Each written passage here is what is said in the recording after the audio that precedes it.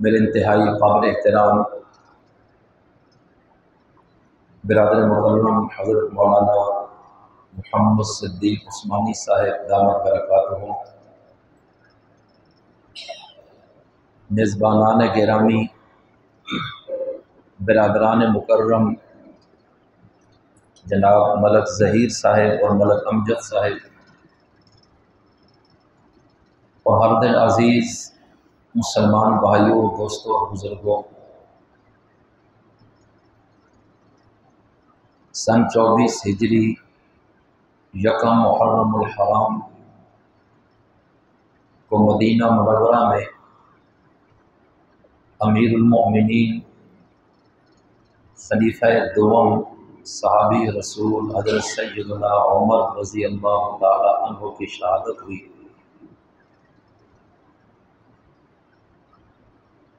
سن 61 ہجری میں 10 محرم الحرام کو نواسہ رسول جگر گوشہ بطول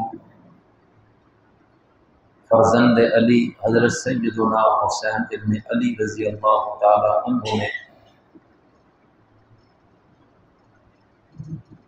اپنے خانوادے سمیت اور خاندان سمیت سرزمین عراق میں کربلا کے میدان میں جام شہادت نوش کیا، اور ہمارے عزیز بھائی ملک ظہیر صاحب اور ملک امجد صاحب کی مرحومہ والدہ پچھلے سال یکم محرم الحرام کو دار فانی سے دار بقا کی طرف رحلت فرما گئی۔ تو ان نسبتوں اور مناسبتوں کو مد نظر رکھتے ہوئے آج کے دن موت اور شہادت، بالخصوص ان شہدائے اسلام کی شہادت کو پیش نظر رکھتے ہوئے اسی مناسبت سے قرآن کریم کی ایک آیت اور نبی کریم علیہ السلام کے 3 فرامین آپ کے سامنے پیش کیے گئے۔ میرے عزیز دوستو، موت برحق ہے۔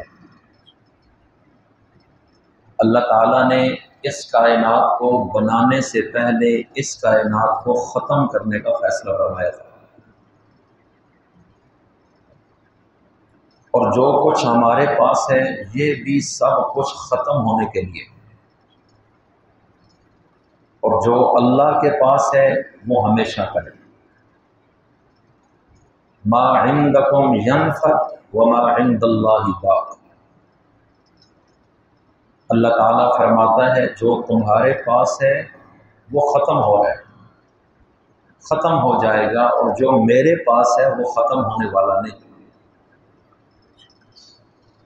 انسان کے پاس اپنا وجود ہے، یہ بھی ختم ہو جائے گا۔ اس دنیا کی زندگی ہے، یہ بھی اختتام پذیر۔ یہاں کی رشتہ داریاں کل عدم، یہاں کے عہدے، اختیارات، اقتدار، تعلقات، یہاں کی نسبتیں، مال و زر، زن، سب کچھ ایک دن ہاتھ سے نکل جانے والے ہیں، اور جو اللہ کے پاس ہے، جنت ہے، جنت کی زندگی ہے، جنت کی نعمتیں ہیں، وہاں کے پورے ہیں، وہاں کے مکانات، وہاں کا پروٹوکول، وہاں کی عزت، وہاں کے مراتب نہ ختم ہونے والے۔ تو نبی امی کی زبان سے کیسا حقیقی اور سچا جملہ اپنی کتاب میں بیان فرمایا کہ جو کچھ تمہارے پاس ہے ختم ہوگا، اور جو اللہ کے پاس ہے اصل میں باقی رہنے والا وہ ہے۔ تو سوال یہ اٹھا، جب ہر چیز ختم ہونے والی ہے تو کیا ہماری چیزوں میں سے کچھ باقی رہنے والی بھی ہے؟ ورنہ یہ ساری محنت، تگ و دو، کاوش اور سعی لا حاصل ہے۔ تو پھر ہم دن رات اتنی مشقت کرتے ہیں، جان کھپا رہے ہیں، پسینہ خون نکل رہا ہے، دنیا میں لڑائیاں جھگڑے مول لے رہے ہیں، دشمنیاں پال رہے ہیں، اور اپنے آپ کو سمجھتے ہیں کہ یہ ہمارا ہو گیا۔ تو کیا اس کارخانے میں یہ ساری تگ و دو کا جواب زیرو ہے؟ تو پھر یہ کیوں ہے؟ اب میں اللہ تعالیٰ سے پوچھتا ہوں کہ آپ بتائیے، جب سب کچھ ہی ختم ہے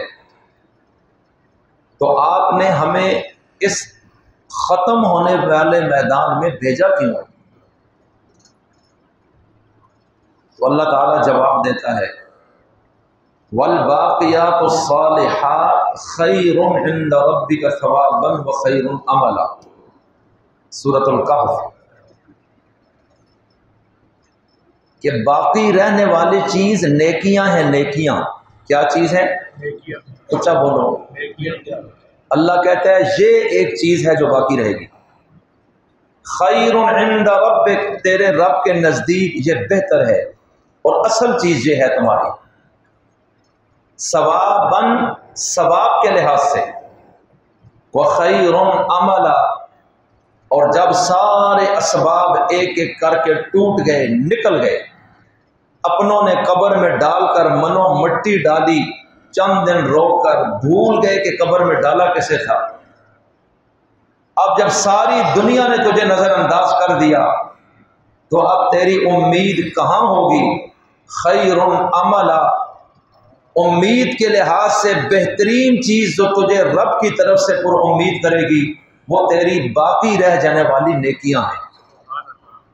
اس کے علاوہ کوئی آسرا تیرے پاس نہیں کہ تیرے ساتھ کیا ہونے والا ہے۔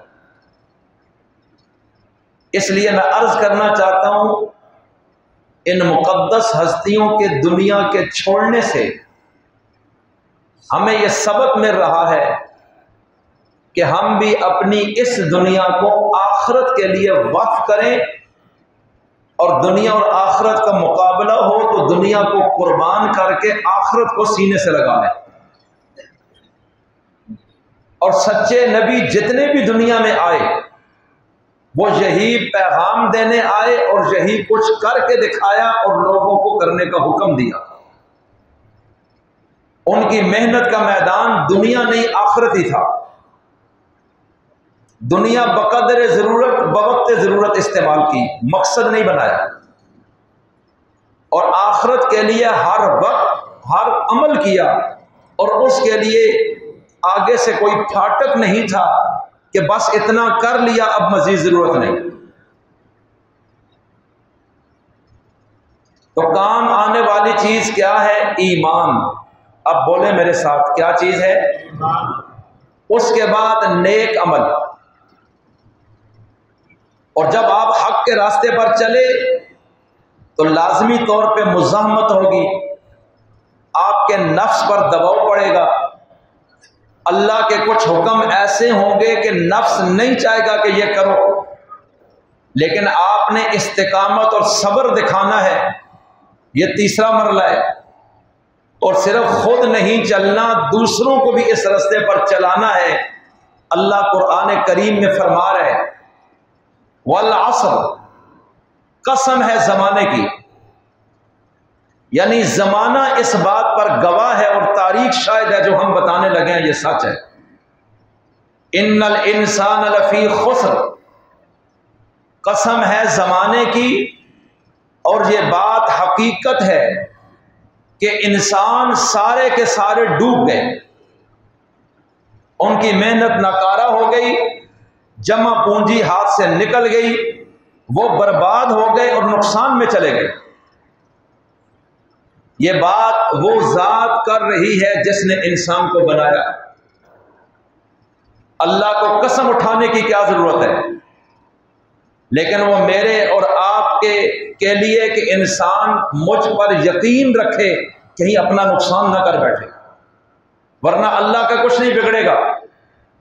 والعصر، قسم ہے زمانے کی، کہ تاریخ پڑھ کر دیکھ لو کہ کس طرح کے لوگ اور قومیں برباد ہوئی ہیں۔ آج وہ لوگ جو اپنی ماضی کی تاریخ سے سبق حاصل کرتے ہیں وہ مستقبل کی غلطیوں سے بچتے ہیں، اور جو آنکھیں بند کر لیتے ہیں وہ خیر ہے جی کچھ نہیں ہوتا، تو ان کو تباہی سے دنیا کی کوئی طاقت نہیں بچا سکتی۔ قرآن کریم پچھلی اقوام کا ذکر کرتا ہے، ہمیں کہتا ہے کہ ان اقوام کی تاریخ دیکھو، ان علاقوں سے گزرتے ہو، ان کے آثار قدیمہ پہ نظر رکھو۔ وہ بڑے تنگ طراق کے ساتھ رہتے تھے، بڑے لمبے قد و قامت کے مالک تھے، تم سے زیادہ مضبوط جسم اور ڈیل و ڈول ان کے پاس تھی، ان کے پاس آسائش اور عیش اور راحت کے سارے سامان موجود تھے، زرخیز زمینوں کے مالک تھے، بڑے کمال کے کاریگر تھے۔ قوم عاد اور سمود کی بات کر رہا ہوں، اور آج دیکھ لو کہ وہاں کیا پوزیشن ہے کہ جب انہوں نے ہم سے ٹکر لی، ہمارا مقابلہ کیا، یعنی ہمارے نمائندوں اور نبیوں سے مزاحمت کی، اپنے آپ کو بہت بڑا سمجھا، تو پھر ہم نے ایسے ان کو گرفت میں لیا۔ اللہ کہتا ہے چیک کرو، کم ترکو من جنات و عیون، کیا ان کا کوئی باغ، ان کے چشمے، ان کا حشم و خدم، ان کا پروٹوکول، ان کا دبدبہ، ان کا روب، ان کی بدماشی کچھ بچی ہے دنیا میں؟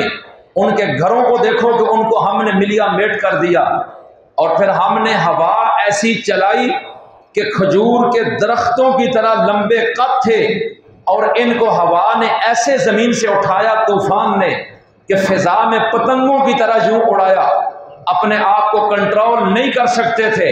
اور ہم نے کہا تھا کہ ہمارے ساتھ مقابلہ کس وجہ سے؟ ہم نے تمہیں پیدا کیا، پانی کے قطرے پہ ہم نے فوٹو بنایا، قوت ہم نے دی، طاقت ہم نے دی، گویائی ہم نے دی، سماعت ہم نے دی، یہ سارا کچھ تو ہمارا ہے۔ تمہارا ہے کیا کہ آج اللہ کے سامنے اکڑتے ہو، اللہ کے نمائندوں سے ٹکر لیتے ہو؟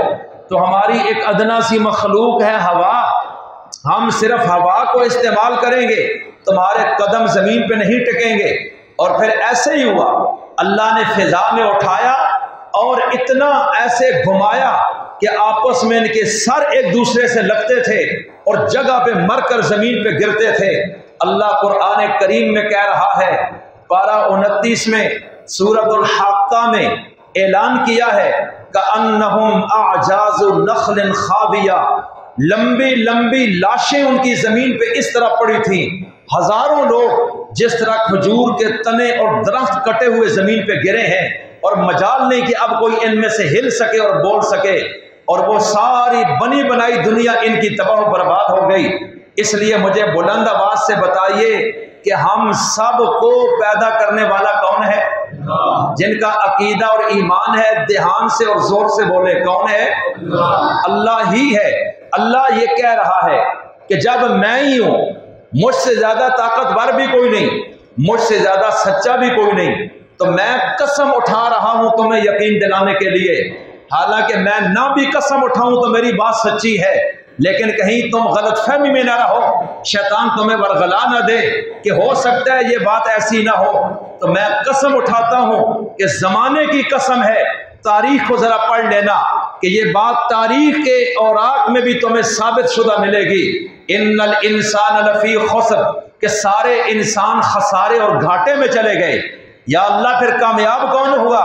اب اگلا جملہ فرمایا الا الذین آمنوا، سوائے ان لوگوں کے جو ایمان لائے کہ یہ گھاٹے میں نہیں رہے، وعملوا الصالحات، اور پھر ایمان کے بعد نیکیاں کی، نیک عمل کیے، نبیوں کے طریقے کے مطابق میرے حکم کو پورا کیا، یہ وہ لوگ ہیں، زمانہ گواہ ہے کہ یہ نقصان میں نہیں رہے۔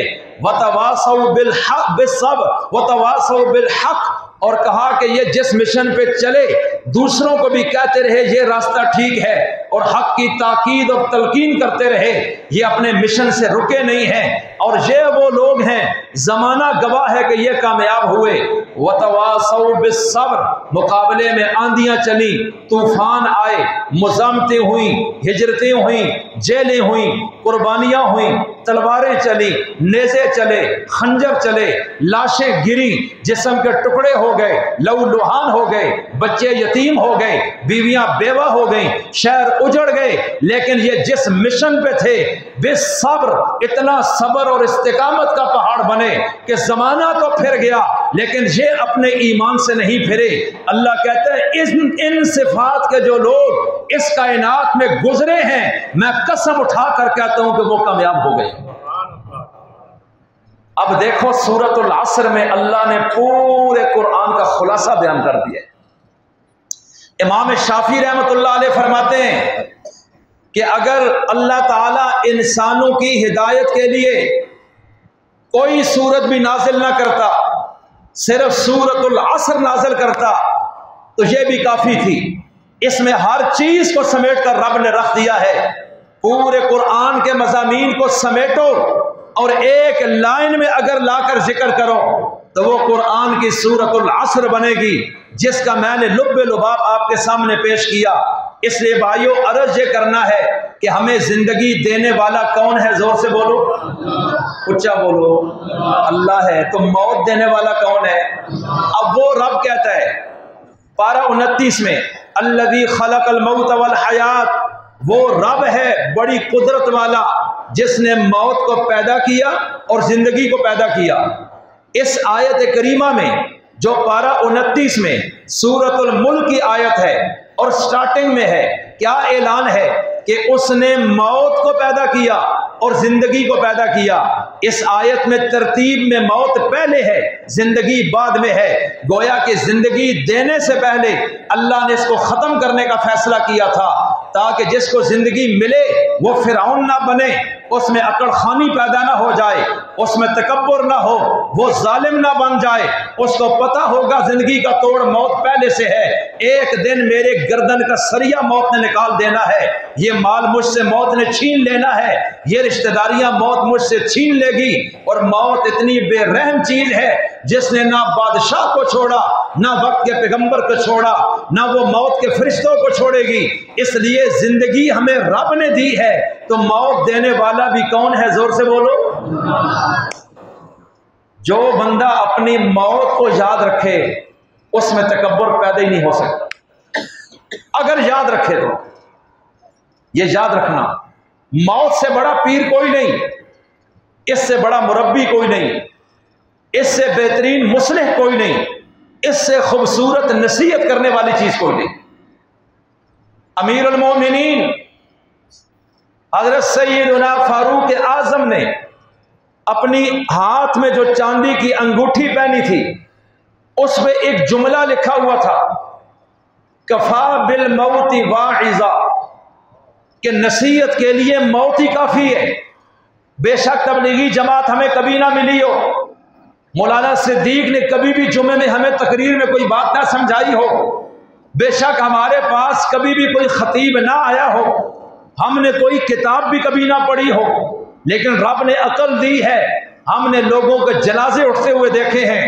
حضرت عمر سے زیادہ عقل مند بندہ حضور کے بعد اس امت میں کم ایمان جنا ہے، اور انہوں نے اپنی انگوٹھی پر یہ لکھوایا ہوا تھا کفا بالموت واعظا، گویا کہ اپنے آپ کو کہتے تھے عمر موت ہی نصیحت کے لیے کافی ہے۔ تجھے رب نے 22.5 لاکھ مربع میل پہ حکومت دی جو 36,21,000 کلومیٹر بنتی ہے، اتنی بڑی سلطنت، مصر بھی اس میں ہے اور ایشیا کا اکثر حصہ اس میں آیا جو رومی سلطنت سے نکلا تھا۔ ارے پورا ایران اور خراسان اس میں آیا، مکران آیا، سجستان آیا، ارمینیا آیا، آذربائیجان آیا، عراق، بصرہ، کوفہ، شام، یہ سارے ممالک حضرت عمر تنہا اس کے حاکم تھے۔ آج کل کی سلطنتیں تو چھوٹی چھوٹی ہیں اور لوگوں میں اتنا غرور ہے بادشاہوں میں کہ وہ اپنے آپ کو خدا سمجھتے ہیں، لیکن یہ 22.5 لاکھ مربع میل کا حاکم ہے جس کی اپوزیشن کوئی نہیں ہے، جس کے مقابلے میں کھڑا ہونے والا کوئی نہیں ہے، جس کے خلاف عدم اعتماد کی تحریک آنے والی پوزیشن نہیں ہے۔ اتنا مضبوط حاکم ہے کہ مجال نہیں، عوام تو عوام ہے، وقت کے گورنر بھی جس سے کانپ رہے ہیں، اتنا مضبوط حاکم وقت ہے کہ صرف انسان نہیں زمین بھی اس کے تابع ہے۔ مدینہ میں کھڑا ہے، زلزلہ آتا ہے، حضرت عمر نے زور سے درہ مارا کہ میں نے ظلم نہیں کیا، میں نے تیرے اوپر عدل کیا ہے، اگر ظلم اور نا انصافی کی ہو تو تجھے احتجاج کا حق ہے۔ میں اپنی زبان میں سمجھا رہا ہوں، احتجاج کا لفظ بول کے تو پھر اچھل اور کود اور احتجاج کر، بے شک خود بھی پریشان ہو رہی ہے تو ہمیں بھی نہ رہنے دے، لیکن جب میں نے ظلم نہیں کیا تو تجھے اچھلنے کا اختیار کیسے ہے کہ یہاں کے رہائشیوں کو تو ڈسٹرب کرے؟ ان کی حقوق کی ذمہ داری میرے اوپر ہے، اس لیے کہ میں اللہ کا نائب ہوں۔ حضرت عمر نے درہ زمین میں مارا مدینہ میں، خبردار اگر آج کے بعد تو نے زلزلہ کیا، آج 14 صدیاں گزر گئیں، تاریخ مدینہ کو پڑھیے، دنیا کے ہر ملک میں ہر سال زلزلے آتے ہیں، عمر کا درہ زمین کو ایسا لگا کہ آج 14 صدیاں ہو گئی ہیں، مدینہ میں دوبارہ زلزلہ بھی نہیں آیا ہے۔ صرف انسان نہیں، زمین بھی ان کی حکومت کو مانتی تھی۔ مدینہ کے منبر پہ کھڑے ہو کے دوسرے ملک میں لڑنے والے مجاہدین کہ جو سربراہ تھے حضرت ساریہ، ان کو پیغام دے رہے ہیں بغیر موبائل، ٹیلی فون اور تار کے، اور ایک آواز ہے جو جمعے کے خطبے میں اپنی زبان سے جاری کی۔ جم غفیر پریشان ہے کہ حضرت عمر کس طرح حضرت ساریہ سے باتیں کر رہے ہیں، ساریہ تو سینکڑوں میل دور دوسرے ملک میں ہے، اور حضرت عمر تقریر کر رہے ہیں۔ اچانک جملہ فرمایا، یا ساریہ الجبل، یا ساریہ الجبل، یا ساریہ الجبل، اوے ساریہ پیچھے پہاڑ کو دیکھو، پیچھے دیکھو۔ حضرت عمر دوبارہ کہتے ہیں، سیبارہ کہتے ہیں، سامنے موجود حاضرین صحابہ پریشان کہ ساریہ تو دوسرے ملک میں ہے، حضرت عمر یہاں بات کس سے کر رہے ہیں؟ جمعے کی نماز ہوئی، انہوں نے کہا حضرت یہ ساریہ کا کیا رولا ہے؟ کہنے لگے جب آئیں گے تو پوچھ لینا، یہ وہ شخصیت ہے جن کے بارے میں صادق و مصدوق پیغمبر نے فرمایا، لقد کان فیما قبلکم من الامم محدثون، ارے پہلی امتوں میں ایسے اللہ والے نیک لوگ گزرے ہیں کہ اللہ وہاں سے سچی بات ان کے دل میں ڈالتا تھا اور وہ اپنی زبان سے بولتے تھے اور وہ بات اسی طرح ہوتی تھی۔ فرمایا اگر میری امت میں ایسا کوئی شخص ہے اللہ جس کے دل میں باتیں ڈالتا ہے اور وہ سچی ہوتی ہیں، اگر میری امت میں کوئی ایک شخص ایسا ہے، فرمایا وہ عمر بن خطاب کی ذات ہے۔ تو آج یہ عمر ہے جم غفیر کے سامنے اللہ کی دی ہوئی بات سے بول رہا ہے۔ جم غفیر پریشان ہے، کچھ عرصہ گزرا، حضرت ساریہ کا لشکر مدینہ میں وہاں سے فاتح بن کر داخل ہوا، کارگزاری سننے کے لیے مسلمان جمع ہوئے، خوشی کا جشن منا رہے تھے، اور وہاں پوچھا بتاؤ کیا کارگزاری ہے، کیسی لڑائی رہی، کتنے لوگ مرے، دشمن نے کیا چالیں چلی، مالی جانی نقصان کتنا ہوا، مال غنیمت کتنا ملا، اور کیا کیا مراحل گزرے ہیں، یہ تفصیل ذرا بیان کیجئے۔ حضرت ساریہ نے کہا کہ جب ہم میدان میں لڑائی لڑنے لگے، دشمن کی فوج ہمارے سامنے ہے، ہمارا لشکر ادھر منہ کر کے کھڑا ہے، ہماری پیٹھ کے پیچھے ایک بہت بڑا پہاڑ تھا اور ہم نے اپنی پیٹھ پر پہاڑ کو رکھا تھا تاکہ ہم محفوظ رہیں، پیچھے سے کوئی حملہ نہ کر سکے، اور ہم اس طرح یکسو ہو کر دشمن کے سامنے آمنے سامنے لڑ رہے تھے کہ پھر اچانک میرے کان میں حضرت عمر کی آواز آتی ہے، اور میں ساتھیوں کو کہتا ہوں امیر المومنین عمر بول رہے ہیں، ان کو تو پتہ نہیں چلا لیکن آواز میں سن رہا ہوں، امیر المومنین جمعے کے وقت کہتے ہیں عمر پہاڑ کو دیکھ، عمر پہاڑ کو دیکھ، عمر پہاڑ کو دیکھ۔ میں نے اپنے ساتھیوں کو بتایا پیچھے جا کے چیک کرو مسئلہ کیا ہے۔ جب وہ گئے انہوں نے دیکھا کہ دشمن نے ایک جنگی چال چلی ہے کہ سامنے کا لشکر تو سامنے تھا، انہوں نے ہم سے چھپ کر اپنا ایک چھوٹا لشکر چھپا کر پہاڑ کے پیچھے سے بھیجا کہ تم اوپر کی کمان سنبھالو، ادھر سے ہم ان کو ماریں گے، اوپر سے تم تیر برساؤ گے، ان کو بھاگنے کا موقع نہیں دیں گے، ان کا کچومر نکال دیں گے۔ اور ہمیں تو پتہ ہی نہیں تھا، اور اللہ رحم کرے امیر المومنین عمر پر کہ بیک وقت ان کی آواز آئی ہے، اور پھر ہم نے جب دیکھا کہ حضرت عمر کی تنبیہ پر دشمن تو پیچھے تھا تو میں نے فوراً جنگی حکمت کے تحت اپنے گروپوں کو 2 حصوں میں بانٹا، ایک کو پیچھے بھگایا اور ہم فرنٹ پہ لڑتے رہے، اور کہا کہ عمر کی آواز نہ آتی ہم میں سے ایک بھی زندہ باقی نہ بچتا، لیکن حضرت عمر کا پیغام پہنچا اور اللہ نے ان کی برکت سے ہمیں اس میدان میں فتح عطا فرما دی ہے۔ तो हजरत उमर ने हवा पर भी हुकूमत की है। किस पर की है? जोर से बोलो।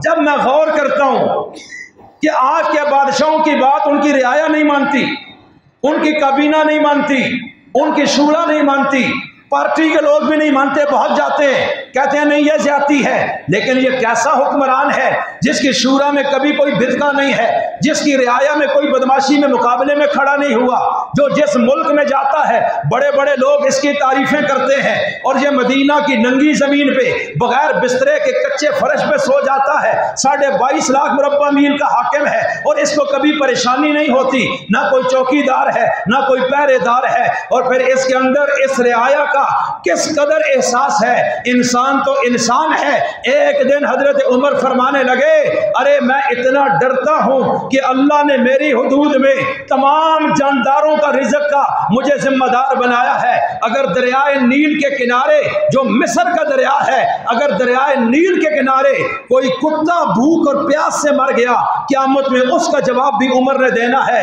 इस कदर खौफ खुदा था हजरत उमर में। और हजरत उमर ने ऐसा दौर हुकूमत किया कि लोग चाहते थे इनकी हुकूमत मजीद चले। और आज जब उमर दुनिया से गए तो किताबों में लिखा है 50 साल तक इस दुनिया में लोग हजरत उमर को रोते थे कि इन जैसा शख्स हमने नहीं देखा।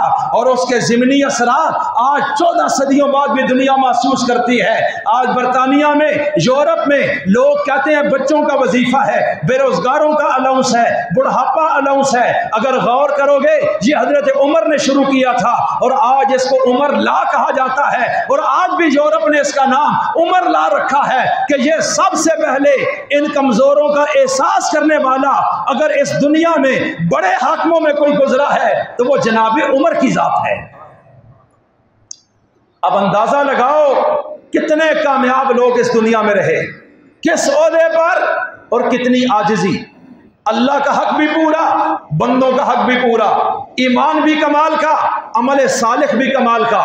और फिर जब इस दुनिया से निकलते हैं तो कैसे कमाल के साथ निकलते हैं। मेरे नबी ने फरमाया, अरे जब लोग कब्रों से उठेंगे क़यामत के दिन नफ़ख़े सूर होगा, कब्रें फटेंगी, ये एक अकीदा है हमारा और ये सब कुछ होना है। तो फरमाया सबसे पहले मेरी कब्र खुलेगी, फिर अबू बकर उमर जो मेरे साथ सोए हैं इनकी कब्रें खुलेंगी, साथ हजरत ईसा बिन मरियम है इनकी कब्र खुलेगी। और फरमाया कि फिर लोग कब्रों से निकलेंगे और मेरा दायां हाथ हजरत अबू बकर के कंधे पे होगा, बायां हजरत उमर के कंधे पे होगा।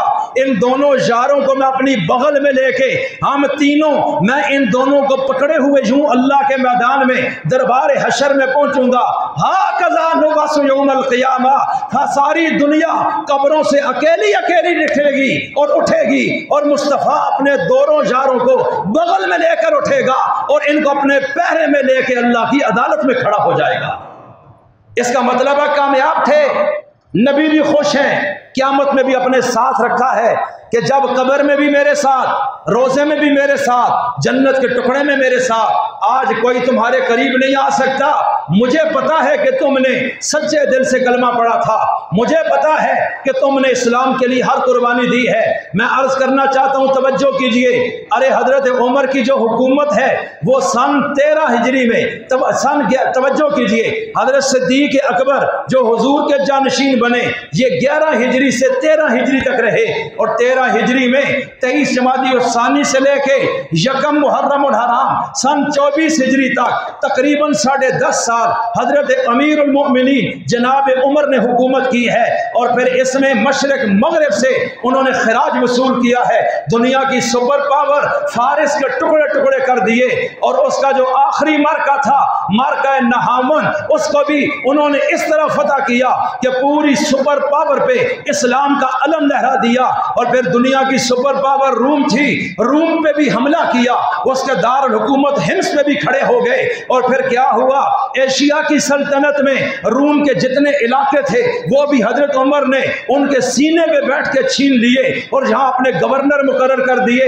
इतना बड़ा हुक्मरान उस वक्त दुनिया में कोई और नहीं था जितने पे हजरत उमर की हुकूमत थी। तवज्जो कीजिएगा, अब हजरत उमर सिर्फ फतह नहीं कर रहे हैं, वो लोगों के रिज़्क़ का ख्याल रखते हैं, अदालतों के نظام پہ نظر ہے، پولیس کا محکمہ قائم کیا ہے، جیل خانہ جات انہوں نے بنائے ہیں، پھر محکمہ آب پاشی انہوں نے قائم کیا ہے، نہروں کا محکمہ انہوں نے چلایا ہے، ملک کی مردم شماری انہوں نے کرائی ہے۔ حضرت عمر نے پٹوار خانے کا سسٹم ہمارے وجود میں لایا کہ زمینوں کو ناپو، اور یہ پورا ریکارڈ زمینوں کا جناب عمر نے کیا ہے۔ اور پھر حضرت عمر وہ شخصیت ہیں جنہوں نے اپنے دور میں 900 جامع مسجد تعمیر کرائی ہے اور 4000 چھوٹی مسجدیں تعمیر کرائی ہیں، اور اپنے دور حکومت میں 3600 شہر نئے فتح کر کے اسلام کے دامن میں ڈال دیے ہیں۔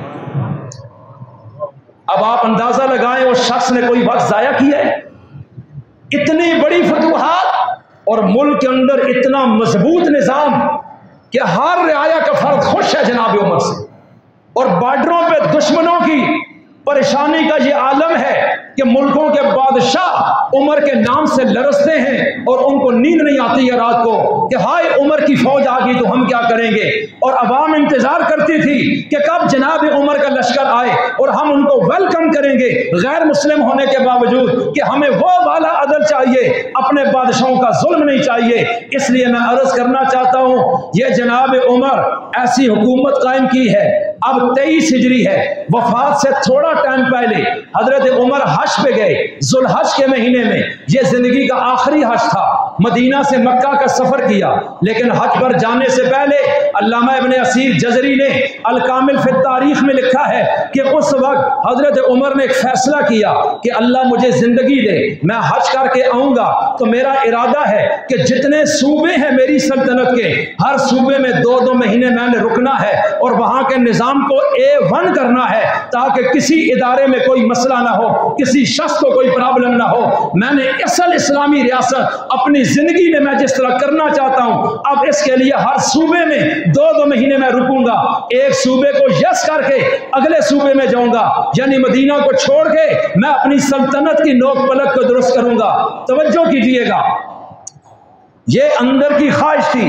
حج پہ چلے گئے، جب حج سے واپس آ رہے ہیں رستے میں ایک مقام ہے، علامہ ابن کثیر نے البدایہ والنہایہ میں لکھا، مقام ابطح میں حضرت عمر پہنچے، بس اچانک ہی کچھ دل میں ایسے خیالات آ گئے اور یکدم اللہ کی بارگاہ میں ہاتھ اٹھا لیے، اے میرے رب کریم، میں بوڑھا ہو گیا، میں عمر رسیدہ ہو گیا، بڑا طاقتور تھا، طاقت کمزوری میں بدل رہی ہے، اللہ مشرق مغرب سے ٹیکس آ رہا ہے، پوری سلطنت خوشحال ہو رہی ہے، مجھے تیرا خوف ہے تیرے کسی بندے پہ میری طرف سے زیادتی نہ ہو جائے، لیکن اب میں ڈرتا ہوں کہ میں کمزور ہو رہا ہوں تو کہیں بندوں کے حق میں مجھ سے زیادتی نہ ہو جائے اور میں کمی نہ کر جاؤں اور تیری بارگاہ میں پھنس نہ جاؤں، تو یا اللہ اس وقت کے آنے سے پہلے اب میری صرف 2 خواہشیں ہیں، اور آج میں دعا کرتا ہوں، اللہم انی اسألک شہادتا فی سبیلک وموتا فی بلد رسولک، اے رب کریم اب صرف 2 خواہشیں عمر کی، ایک تو مدینہ میں شہادت کی موت چاہتا ہوں اور دوسرا تیرے نبی کے روضے میں دفن ہونا چاہتا ہوں۔ بس مرنا تو ہے، موت سے بچ نہیں سکتا، لیکن میں یہ موت چاہتا ہوں کہ جو شہادت ہو کہ مجھے کوئی کافر مارے اور تیرے نام پہ میں کٹ جاؤں، بس میں یہ چیز چاہتا ہوں، لیکن جب میں پھر مر جاؤں تو یا اللہ اس کائنات میں سب سے خوبصورت قیمتی ٹکڑا وہ ہے جہاں تیرا محبوب دفن ہے، حجرہ عائشہ میں، تو پھر میں اس میں قبر بنانا چاہتا ہوں، کاش کہ تو میری خواہش پوری کر دے کہ میں اپنے نبی کے ساتھ جڑا تھا، ان کی گردن مارنے کے لیے آیا تھا، لیکن اپنی گردن ان کے قدموں میں ڈالی ہے، اور پھر دنیا نے دیکھا ہے عمر نے اپنے نبی کے کہنے پر مکہ بھی چھوڑا، ہجرت کی ہے، علاقہ چھوڑا، قبیلہ چھوڑا، اپنی زندگی گزاری، میں نے حلال حرام کو دیکھا ہے، میں نے اپنے قریبیوں کو بھی عہدے نہیں دی اپنی حکومت میں نے مسلمانوں کے مال کو امانت سمجھا ہے، ان میں بیت المال میں خیانت کبھی نہیں کی ہے، اور پھر میں کس طرح پھونک پھونک کے قدم رکھتا تھا، اے میرے ربا یہ تجھے پتا ہے، لیکن یہ سلیقہ مجھے میرے رسول نے سکھایا ہے، ان سے بڑا محسن کوئی نہیں، تو میں ان کے قدموں میں جانا چاہتا ہوں۔ اے ربا میری التجا ہے کہ مجھے شہادت کی موت دے، کہ اس سے اچھی موت کوئی نہیں ہوتی، اور میں تیرے نبی کے ساتھ دفن ہونا چاہتا ہوں، اور وہ تو امی عائشہ کا حجرہ ہے، اس میں بغیر اجازت کے تو جا نہیں سکتا، لیکن تو چاہے تو سارا کچھ ہو سکتا ہے۔ اب حضرت عمر نے یہ دعا کی ہے، ابھی وہ جو منصوبہ تھا صوبوں میں 2 مہینے رہنے کا وہ تو وہیں رہ گیا، یہ دعا اتنی تیزی سے اللہ کے عرش کو چیر گئی کہ اللہ نے قبول کر لی ہے۔ حضرت عمر حج کر کے واپس آتے ہیں، اچانک مدینہ میں ملنے والوں میں ایک شخص ملتا ہے جس کا نام فیروز ہے، جس کی کنیت ابو لولو ہے، جو مسلمان نہیں ہے، جو مارکہ نہامند میں جو فارس کا آخری مارکہ تھا اس میں گرفتار ہوا تھا، اور مجوسی تھا اور ایران کا رہنے والا تھا، اور وہاں سے گرفتار ہوا، جنگی قیدی بنا، حضرت مغیرہ بن شعبہ کی تقسیم میں حصے میں آ گیا، اور یہ بہت کاریگر تھا، لوہار بھی تھا، بڑائی بھی تھا، مصور بھی تھا، چکیاں بھی بناتا تھا، تو اس طرح مدینہ منورہ میں اس کا بڑا نام اٹھا۔ اب یہ شخص آتا ہے، جناب عمر سے پہلی ملاقات کرتا ہے، اور ہے غلام، کہنے لگا میرا سردار صحابی رسول مغیرہ بن شعبہ میرے اوپر زیادتی کر رہا ہے، جناب بہت منصف ہیں، تو میں عدل کا تقاضا کرنا چاہتا ہوں کہ میرے ساتھ انصاف کریں۔ حضرت عمر نے کہا کیا مسئلہ ہے؟ کہنے لگا کہ میں جو کام کرتا ہوں وہ روزانہ 2 درہم ٹیکس لیتے ہیں، جناب یہ بہت زیادہ ٹیکس ہے، ان کو کہیں کہ کچھ رعایت کریں۔ حضرت عمر نے پوچھا کام کیا کرتے ہو؟ اس نے کئی کام بتا دیے، یہ بھی۔ حضرت عمر نے کہا کہ تیرے کام کو دیکھوں، تیری آمدن کو دیکھوں تو یہ 2 درہم تو زیادہ نہیں، یہ تو بالکل جائز ہے، لیکن دل میں یہ تھا کہ چلو مناسب ٹائم پر اس غلام کی سفارش مغیرہ سے کر دوں گا کہ کوئی تھوڑا سا اور گنجائش کرو، لیکن عدل کا فیصلہ یہ تھا کہ مغیرہ جو لے رہا ہے وہ زیادتی نہیں ہے۔ اب یہ غلام جب دیکھتا ہے یہاں سے اٹھا، کہنے لگا ارے عمر آپ کا عدل ساری دنیا کے لیے ہے، میرے لیے آپ کا عدل تو کوئی نہیں ہے، ناراض ہو کر نکل گیا۔ حضرت عمر کے دل میں یہ بات آئی، اور اس وقت دل میں یہ بات ڈالی کہ مغیرہ سے ذاتی سفارش کر دوں گا کہ کچھ گنجائش کر دو، لیکن یہ ناراض ہو کر نکلا۔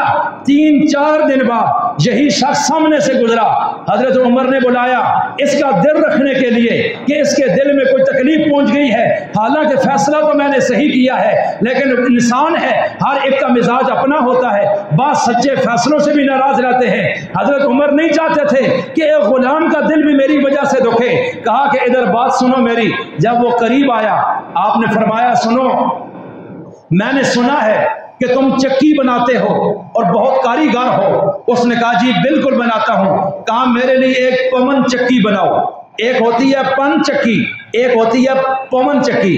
پن چکی وہ جو پانی پہ چلتی ہے، پون چکی ہوا پہ چلتی ہے، تو کہا یہ پون چکی بناؤ، میں جتنے پیسے ہیں تمہیں دے دوں گا۔ اب وہ کہنے لگا عمر تیرے لیے ایسی چکی بناؤں گا کہ مشرق مغرب میں اس کی دھوم مچ جائے گی، ایسی بنا کر دوں گا۔ اب جب یہ وہاں سے نکلا، حضرت عمر فراست کے مالک تھے، فہم ان کا کمال کا تھا، بات کو پک کرتے تھے، زمانے بعد کی چیزوں کو آج سمجھ لیتے تھے۔ اپنے ساتھیوں کو کہا یہ مجھے قتل کی دھمکی دے گیا ہے، اس نے مجھے خطرناک دھمکی دی ہے اور ہو سکتا ہے یہ شخص مجھ پہ حملہ کر دے۔ اب ان ساتھیوں نے کہا اجازت دیں تو گرفتار کر لیں۔ فرمایا جرم ہونے سے پہلے کیسے پکڑوں؟ صرف شک پر تو گرفتار نہیں کر سکتا، اس لیے کہ میں زیادتی کرنے والا نہیں بننا چاہتا۔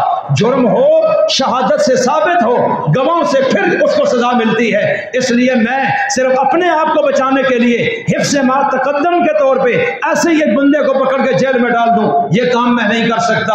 اب خلاصہ یہ کہ وہ چلا گیا، لیکن 3 دن گزرے، 2 دن گزرے تھے، تیسرا دن تھا۔ اب وہ گھر میں گیا اور اس نے خنجر جو دونوں طرف سے اس کا پھالا نکلا ہوا تھا، سنٹر میں لکڑ تھی، اس نے آگ کے ساتھ آگ میں تیز کیا، اس کو تیز کیا اور پھر اوپر اس کے زہر لگائی تاکہ جب میں ماروں تو عمر بچ نہ سکے۔ اور وہ بڑا ٹریننگ یافتہ تھا، پوری تربیت اس نے لی تھی، اس کی بیک پر ایک سازش بھی تھی جس کی تفصیل کا موقع نہیں ہے۔ یہ سامنے جو وہ آیا چکی کا بہانہ تھا، ٹیکس زیادہ ہے، یہ ایک بہانہ تھا، ان کی سپورٹی چیک کرنے آیا، اس لیے کہ عمر نے جو ایران فتح کیا تھا، ایران کا بادشاہ یزدگرد وہ در بدر تھا، اور آج تو عمر ایران پہ بیٹھا ہے۔ ان کو بڑی تکلیف تھی کہ ہمارا تو صدیوں سے خاندان بادشاہ اور حکومت کرتا تھا، لیکن آج اس شخص نے لے لی ہے۔ اس لیے ان کے اندر ایک آگ تھی۔ اس کے قریبی رشتہ دار ہرمزان ظاہراً کلمہ پڑھ کے مدینہ میں رہتا تھا، اور وہ بھی پہلے مجوسی تھا، اب ظاہراً اسلام تھا، اور اس ابو لولو کے اور ان کی ملاقاتیں آپس میں ہوتی تھی۔ یہ بڑی ترتیب کے ساتھ ایک منصوبہ تھا جناب عمر کو ختم کرنے کا، لیکن خلاصہ یہ آج 27 ذی الحج ہے، بدھ کا دن ہے، فجر کی نماز کا ٹائم ہے، مدینہ منورہ ہے، مسجد نبوی ہے، ریاض الجنہ ہے، نبی کا مصلی ہے، جناب عمر امامت کرانے آئے، صحابہ کی لائنیں لگی ہیں، مسجد تا حد نگاہ بھری ہوئی ہے، اس لیے کہ اس دور میں ہر مسلمان نماز پڑھتا تھا اور کافر مسجد سے باہر ہوتے تھے۔ اذان کے بعد اسلام اور کفر میں فرق کرنے والی چیز نماز ہوتی تھی، تو سارے مسلمان مسجد میں، اس لیے مسجد میں ہزاروں لوگ تھے، لیکن یہ پہلے سے آیا، کہیں اندھیرے میں کونے میں چھپ گیا، اتنے لوگ بیٹھے ہوں، یہ بھی بیٹھ گیا ہو تو کسی کو کیا پتا ہے کہ کون بیٹھا ہوا ہے۔ اب جناب عمر مصلی پہ کھڑے ہوئے، تکبیر تحریمہ کہی، اللہ اکبر، تمام صحابہ نماز میں داخل ہو گئے۔ عین لمحے تکبیر تحریمہ کے بعد یہ تیزی سے آیا اور اس نے ان کے پیٹھ میں 6 بار کیے اور حضرت عمر کی پشت کو چیر دیا، اور وہ زخم پیٹ تک انتڑیوں تک چلے گئے۔ اب جب اس نے مارا، جناب عمر چیخے نہیں لیکن مصلی پہ گر گئے، خون کی ندیاں بہ رہی ہیں، لیکن عمر کا دل دیکھیں اور ایمان دیکھیں۔ اگر کوئی اور ہوتا تو کیا کرتا؟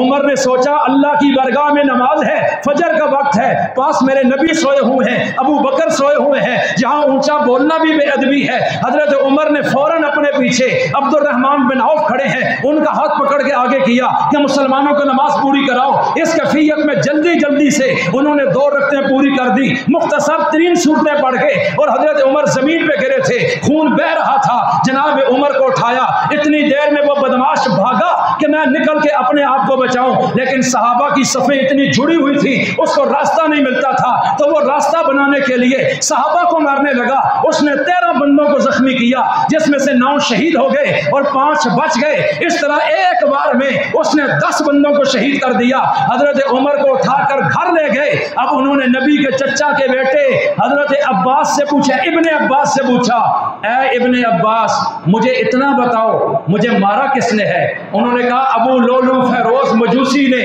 آپ کو مارا ہے۔ اب اس وقت فوراً کہا، حضرت عمر بے بسی کے عالم میں تھے، ہل جل نہیں تھی، خون بہ رہا تھا، عین اس کیفیت میں آنکھیں آسمان کی طرف کر کے کہا، اللہ تیرا کرم ہے کہ عمر کسی مسلمان کے ہاتھ سے نہیں مارا گیا، ایک کافر کے ہاتھ سے مارا گیا ہے، اس لیے کہ 4 دن پہلے میں نے تجھ سے دعا مانگی تھی اور تو نے میری دعا کو قبول کیا ہے۔ کہا کہ اس کا کیا بنا؟ کہا حضرت پھر جب وہ بھاگا اس نے بڑے بندے مار دیے، اور پھر ایک صحابی نے اوپر چادر ڈالی ہے تو اس نے گرفتاری نہیں دی، چادر کے نیچے خنجر چلایا، اپنی گردن کو اس نے کاٹ دیا۔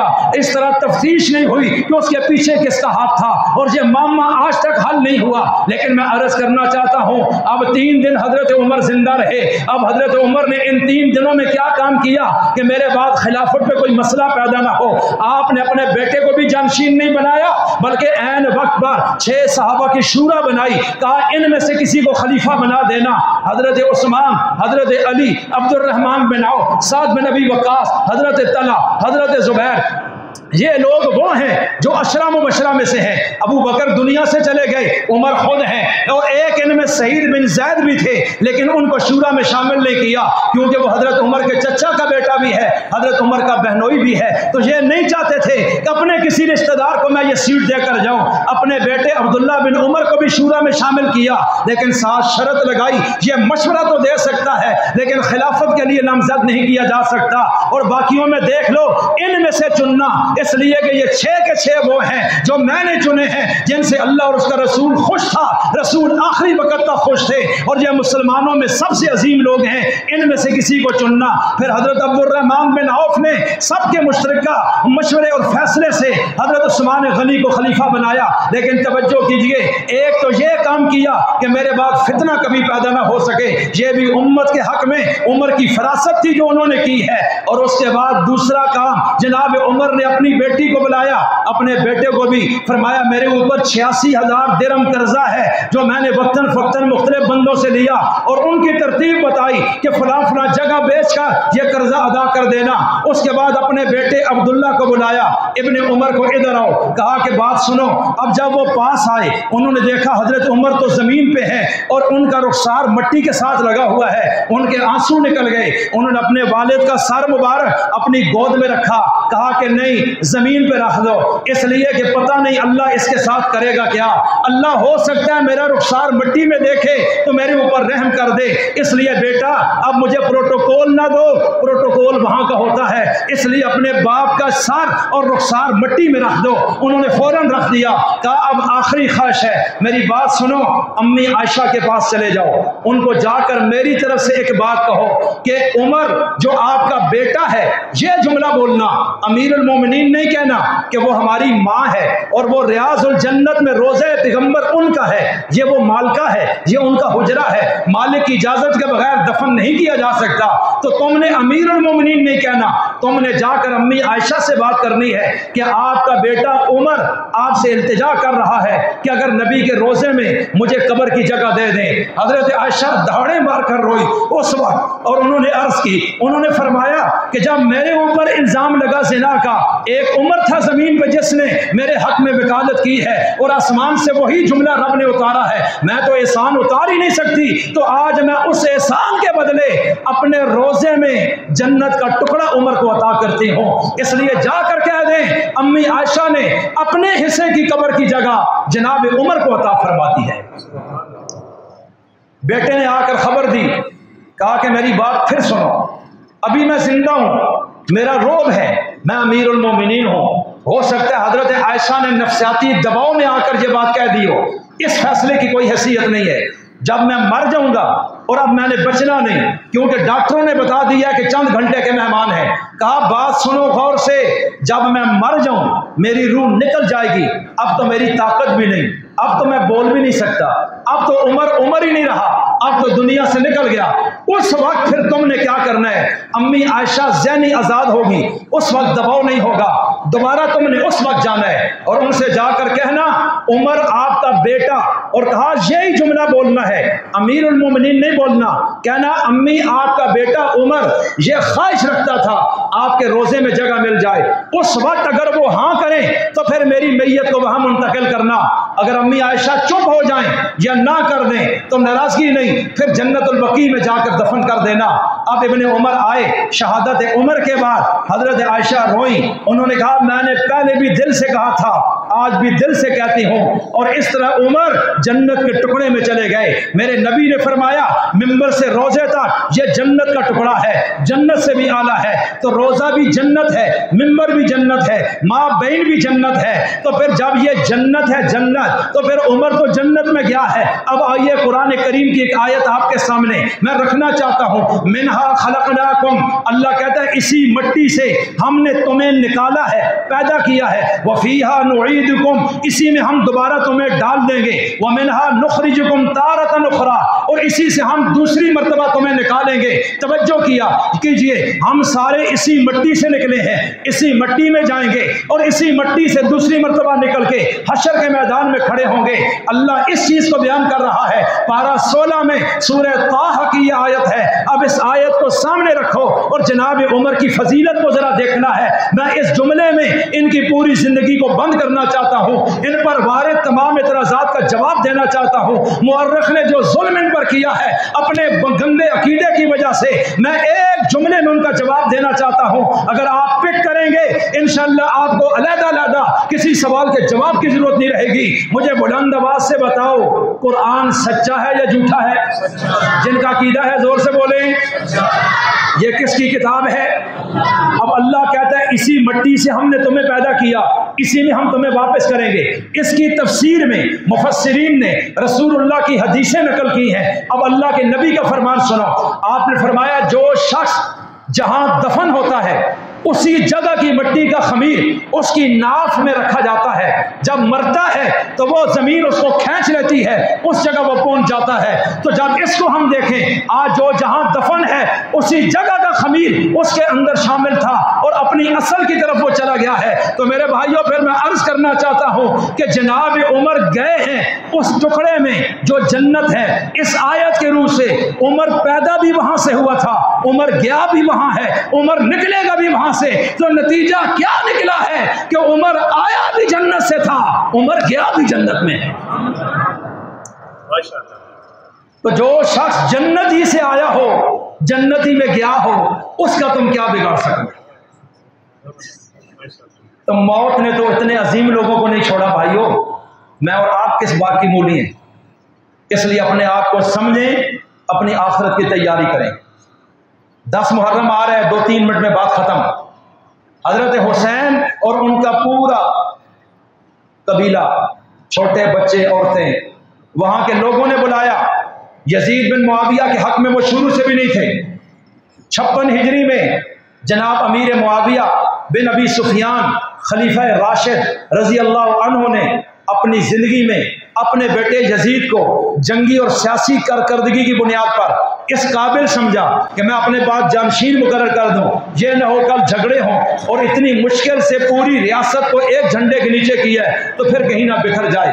ان کی نیت صحیح تھی، اخلاص تھا اور اندر مفاد نہیں تھا، اور انہوں نے صحابہ سے مشورے کیے اور ولی عہد بنانا چاہا۔ ابھی تو وہ زندہ تھے۔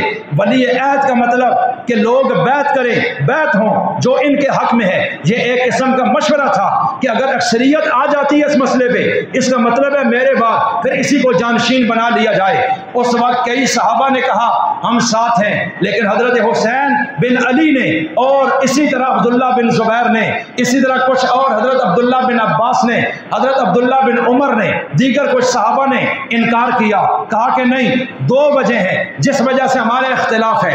ایک تو یہ کہ رسول اللہ دنیا سے گئے، اپنے رشتہ دار کو پیچھے چھوڑ کر نہیں گئے اس مسئلے میں۔ ابو بکر گئے، عمر کو چھوڑ کر گئے، وہ ان کے رشتہ دار نہیں تھے۔ عمر گئے، شورا بنا کر گئے، اپنوں کو لے کر نہیں آئے۔ تو جناب ایک تو باپ کے بعد بیٹا، یہ موروثیت ہوگی، اگرچہ نیت آپ کی ٹھیک ہے، لیکن اس بات کو بنیاد بنا کر آنے والے وقت میں دنیا میں بادشاہت قائم ہو جائے گی۔ باپ کے بعد بیٹا اور پوتا چلے گا اور اصل آل لوگ محروم ہوں گے۔ تو یہ ایک ایسی بنیاد پڑے گی، آپ صحیح کر رہے ہوں گے لیکن آنے والے وقت میں اس کا فساد بہت ہوگا اور دنیا میں انصاف ختم ہو جائے گا۔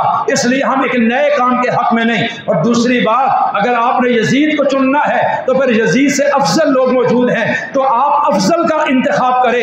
ان 2 باتوں پر اختلاف کیا اور انہوں نے کہا ہم اس مشورے میں نہیں ہیں، لیکن حضرت امیر معاویہ دنیا سے چلے گئے۔ اب یزید کے ہاتھ پر جو بیعت ہونا شروع ہوئی، ملک شام اور دمشق پورا بیعت ہو گیا، لیکن مکہ، مدینہ، حجاز اور بصرہ، ان علاقوں کے لوگوں نے کہا کہ ہم بیعت نہیں ہوتے۔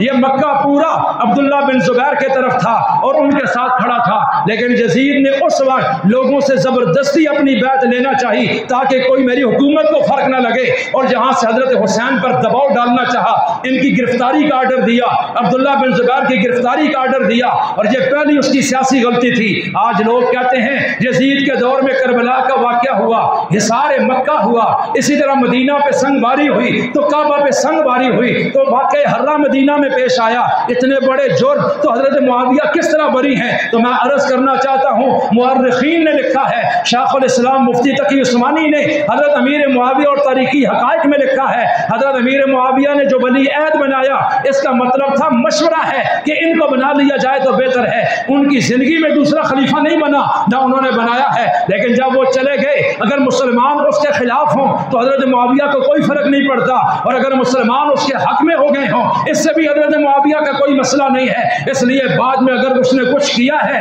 تو پھر جو اس کا اپنا مسئلہ ہے، حضرت معاویہ پر کوئی نہ ہٹ ہے، نہ ان کی نیت میں فرق ہے، نہ ان کے اوپر کوئی آبجیکشن لگتا ہے، اس لیے کہ ان کو کوئی پتہ نہیں تھا کہ میں 60 ہجری میں دنیا سے جا رہا ہوں اور 61 میں یہ ہو جائے گا، 62 میں یہ ہو جائے گا، 63 میں یہ ہو جائے گا۔ اس لیے بعد کے واقعات کی ذمہ داری ایک صحابی پر نہیں ڈالی جا سکتی، اور صحابہ کو ویسے بھی رب نے جنت کا سرٹیفکیٹ اپنے قرآن میں دیا ہے، اس لیے ان پر آبجیکشن نہیں لگ سکتا۔ تو میں صرف عرض کرنا چاہتا ہوں، یزید نے سیاسی غلطیاں کی، حضرت حسین پر گرفت کرنا چاہی، اور پھر ادھر ادھر کوئی سیاسی ڈھانچہ بھی خلفائے راشدین کے نہج پر نہیں رہا، یہ بہت ساری خامیاں پیدا ہو گئیں۔ حضرت حسین نے سوچا اتنی بڑی قربانی نانا نے بھی دی ہے، خلفاء نے دی ہے، جنگیں ہوئی ہیں، اسلامی ریاست صحیح طرح قائم ہو جائے، اور آج اگر ہماری زندگی میں وہ اس نہج سے ہٹ جائے اور گڑبڑ اور زیادتی ہونے لگے اور میں اس کی اصلاح بھی نہ کر سکوں تو پھر اس طرح تو میں خاموش نہیں رہ سکتا۔